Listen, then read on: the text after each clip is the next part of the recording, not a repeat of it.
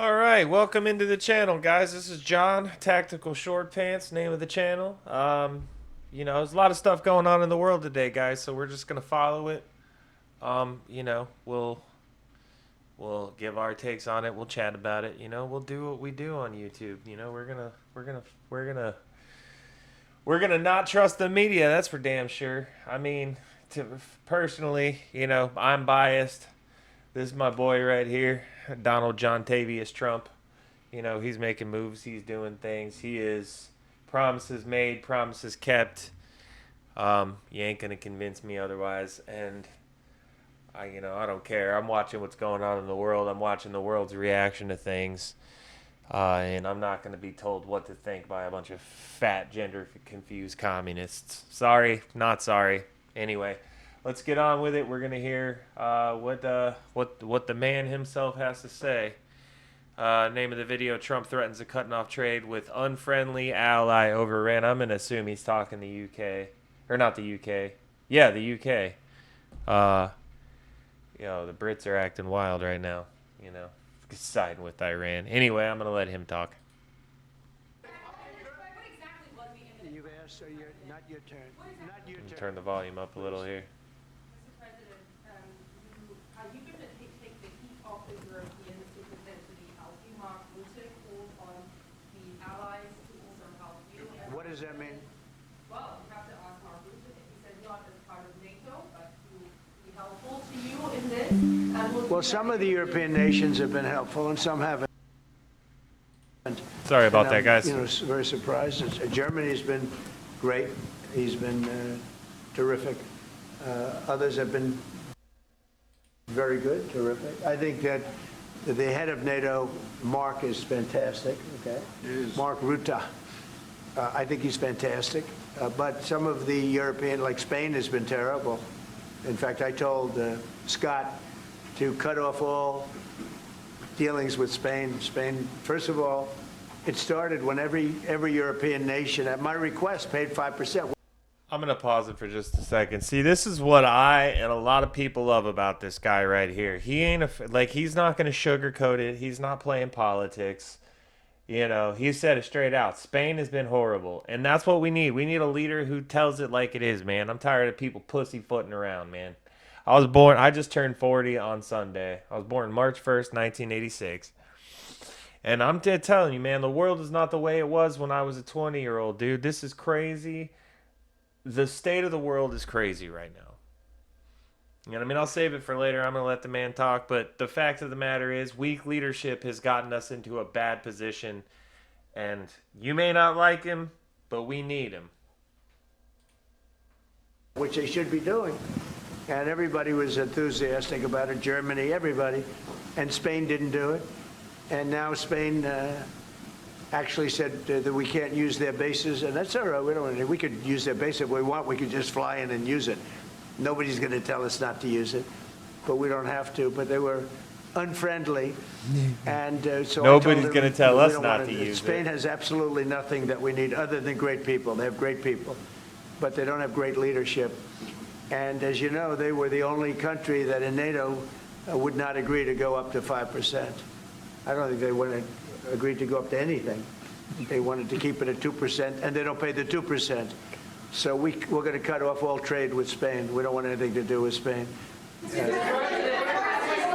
Okay, so it's Spain that we're cutting trade off with, which, again, this is the thing that people, I don't know if it's just because people are used to scrolling, they're used to instant gratification or what it is, but this guy is making world-changing geopolitical moves, and the Democrats, the left, they're just like, well, why hasn't it happened yet? Well, why hasn't it happened yet? It hasn't happened yet because it's been fucking 3 days, man. Give it a break. Anyway, yeah, that's my take on it. So Spain, we're going to cut trade off with Spain. I imagine, like most other times where he says something, they throw a fit in the media, and then Spain acquiesces, and then business as usual with Spain. What do you want to bet? What is the expectation for what's... And I'm not, by the way, I'm not happy with the UK either. that island that you read about, Facts. the lease, okay, he made it, for whatever reason, he made a lease of the island. Somebody came and took it away from him. And it's taken 3-4 days for us to work out where we can land there. It would have been much more convenient landing there as opposed to flying many extra hours. So we are very surprised. This is not Winston Churchill that we're dealing with. Mr. President, what's your Facts. expectations towards Germany? What can Germany do and what should Germany do to help you in this moment? Well, I think they're doing it. I mean, they're letting us land in certain areas, and that's, we appreciate it. And they're just making it comfortable. We're not asking them to put boots on the ground or anything. I mean, we're just, they're a respected country. I have a very good relationship with the country. We have, in particular now, with this leader, with this new leader. I think he's an excellent leader. I had my differences with Angela. I said, you're hurting your country with immigration, and you're hurting your country with energy. And we have a man sitting on my right that is... Just to pause real quick. How many of y'all, let me know in the comments, how many of y'all have been talking with somebody about something other than American politics? Somebody on the left, of course. And then you mention a leader of another country like Angela Merkel, and they have no idea who the person is, what country they're from, or what you're talking about. That's pretty common. Am I right? I mean, in my world, in my circle, I live in South Florida, so I'm pretty much surrounded by conservatives anyway. But when I do get a chance to make a usually young, usually gender confused communist look like a retard, guess what? I take the chance. But here's the thing, dude. Most of these people, when you talk to them, they don't know what they're talking about. And if you look at the left now, effectively, they're dumbing down their campaign slogans for the midterms to 2-word slogans, and it's fuck Trump. That's all they've got to say. That's all they've got to run on. They don't have a platform. They don't have policy that they can stand on. They don't even have support of the American people, because if you look at the Save America Act, even in minority communities, it's got upwards of 3/4 support. 75% support in the black community, 75% support in the Hispanic community, 85% in the Democrats supported 80-20. What are we doing here, guys? What are we doing here? This is crazy to me. Anyway, we'll keep going. I just don't understand how people still vote for him. I think pretty much the opposite of her on energy and the opposite on immigration. And I think he's doing very well. Hey everyone, I'm Emily Campagno. Catch me and my co-host. Emily Campagno's hot. Sorry. Oops. Hope we went to Fox News. All right. Well, anyway, guys, you got my takes throughout. Tell me what you guys think in the comments. I think this whole situation is nonsense. Well, I don't think the Iranian situation is nonsense. I feel like it's justified that we're there. I mean, if you know about the situation, you know that they attacked a handful of our allies in the Middle East before we even launched an attack.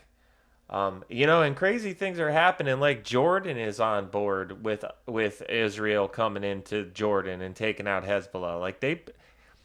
Iran pissed off everybody when they struck this weekend, and that's why nobody feels bad that their leadership got wiped out, except for the American left, of course, who is now, ironically, Donald Trump has got them in the last 6 months. Donald Trump has got them to side with Maduro, with rapist, pedophile, illegal immigrant, murderers, with Islamic terrorists, and now with the IRGC themselves. This is the craziest thing.